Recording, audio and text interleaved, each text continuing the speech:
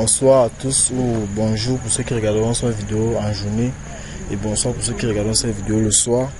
Alors, je suis Fomo Caleb, étudiant en faculté des sciences informatiques niveau 2 à l'université de Ngaoundéré, et il nous a été donné un TPE en programmation Java qui consistait à créer un logiciel de gestion du parc automobile de l'université en question. Vu les contraintes rencontrées sur le terrain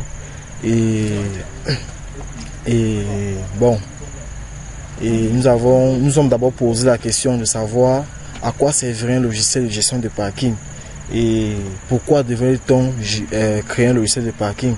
C'est que nous allons amener à la création de différentes classes.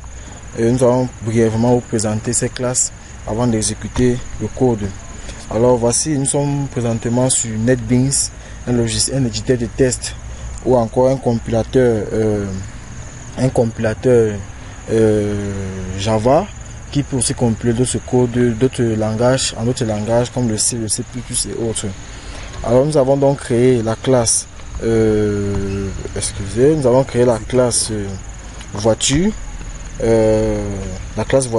avons créé une classe usager, nous avons créé une classe personne, une classe parking, une classe gestionnaire, une classe gardien et la classe principale que nous avons appelée gestionnaire de parking université de Ngaoundéré. Alors nous allons d'abord premièrement, sans tout tarder, exécuter notre code pour voir comment il fonctionne. Alors, nous aimerons préciser que ce code s'exécute uniquement sur la machine du gestionnaire, du gérant. C'est-à-dire que ce code, une personne autre que le gérant ne peut pas travailler dans ce code. Nous avons donc défini un identifiant statique à travers lequel le gérant pourra se connecter et faire les modifications et d'autres. Alors, nous allons commencer, nous avons exécuté d'abord. Alors ici, lorsque nous exécutons notre programme que voici, d'abord c'est en mode shell ou alors en mode envie de commande ou encore en mode console pour d'autres. Alors la première chose qu'on demande, c'est l'identifiant qui a été prédéfini. Donc ici, si le gérant n'a pas son identifiant, il ne peut pas accéder. Alors nous avons entré un identifiant que nous allons entrer. Bien évidemment. Alors on demande d'entrer, d'initialiser nous créons une classe, un nouveau objet gardien. Nous allons entrer un nom, Ali. Le chien demande l'adresse. Nous allons enregistrer une adresse qui est de type string. Nous allons entrer 1, 2, 3, bon, juste pour un test. Initialiser le nombre de places du parking. La gestion, nous gérons ici un parking de 5 places, nous ne gérons que 5 places. Initialiser le nom du gardien, l'adresse du gardien. Nous sommes en train de créer donc le gardien maintenant. Voilà. L'attribut, bon, on attribue au gardien une idée qui va lui permettre de pouvoir accéder, de faire certaines modifications. Maintenant, c'est maintenant que notre programme s'exécute vraiment, parce que c'est à ce niveau que, si on avait fait une interface graphique, c'est à ce niveau que ce sera affiché. Le programme sera véritablement affiché. Nous allons donc commencer par la réservation d'une place par le gestionnaire toujours. On demande la couleur de la voiture. La couleur de la voiture à entrer. C'est en fait un formulaire, mais comme c'est en mode console, ça a un peu l'air bizarre. Donc, nous avons la réservation, proprement dit.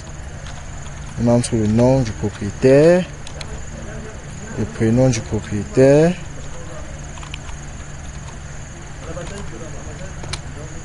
on entre l'adresse du propriétaire,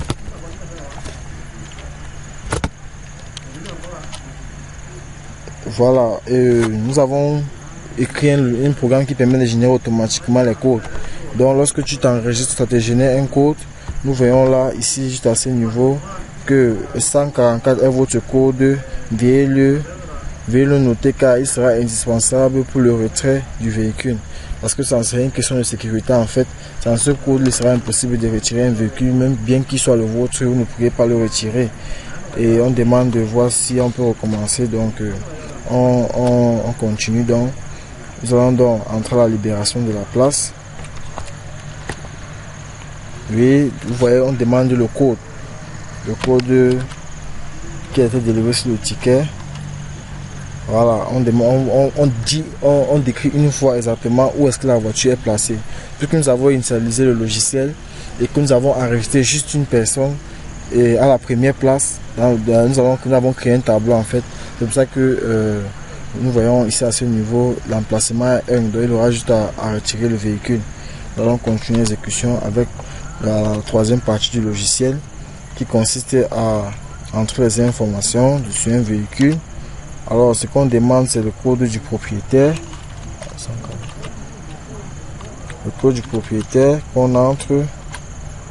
Et donc les informations s'affichent telles que nous le voyons, la voiture de couleur noire telle que nous l'avons entrée précédemment. Et la vidéo était un peu coupée pour question de temps. La voiture de marque est noire de marque Chevrolet. Bon, on n'a pas mis une valeur. Elle appartient à monsieur, on n'a pas mis une valeur, c'est pour ça que ça a pris la valeur par défaut qui a été initialisée dans la classe. Bon, et le prénom c'est C-Nul, bon, dont l'adresse est 0. Et dont l'adresse est, bon, on n'a pas entré d'adresse, et 0 est la position.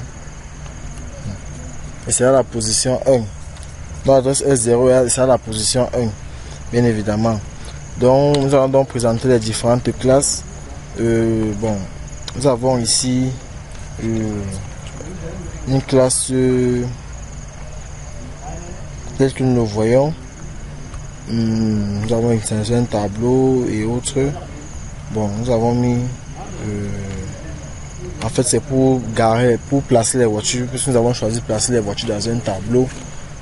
À chaque fois que il s'incrémente, on entre une nouvelle voiture dans le tableau de I. Donc c'est le code qu'on entre, vous savez, le code des clients qu'on peut identifier à quelle position se trouve une voiture. Nous avons l'usager qui lui n'a aucune procédure. Nous avons la voiture, bon, elle est décrite par ses attributs bien évidemment et ses méthodes. Bon, le but du devoir est aussi de créer des classes abstraites. Nous avons la classe personne que nous avons déclarée comme classe abstraite et dans les méthodes abstraites nous avons mis les modifieurs comme méthode abstraite. Donc nous avons identifié dans chaque classe. Nous avons maintenant l'héritage tel que nous voyons là. Excusez, voilà. L'héritage, excusez. Ok, on va couper ça. Donc, la classe usager qui hérite de personnes, donc les attributs de personnes seront principaux. Et puisque l'héritage est une classe abstraite et pour qu'elle hérite, il faut en fait le contrat. Et le contrat, nous le voyons là, qui est représenté par ce logo là. Vous dites que c'est effectivement des méthodes abstraites qu'on a héritées à travers la méthode arrobas. On verra ici. Nous avons le gestionnaire qui a des méthodes qui héritent aussi bien évidemment de personnes et qui a des méthodes. Et là nous remarquons un certain polymorphisme parce que nous avons déclaré les variables à ce niveau et nous sommes venus encore les redéclarer au niveau de gardien que voici et au niveau du main principal que voici. Donc en grosso modo voici encore construit notre projet. Et merci d'avoir nous avoir écouté et n'oubliez pas de mettre un j'aime juste en bas de votre, juste sur le logo qui s'affiche en bas de votre écran. Merci.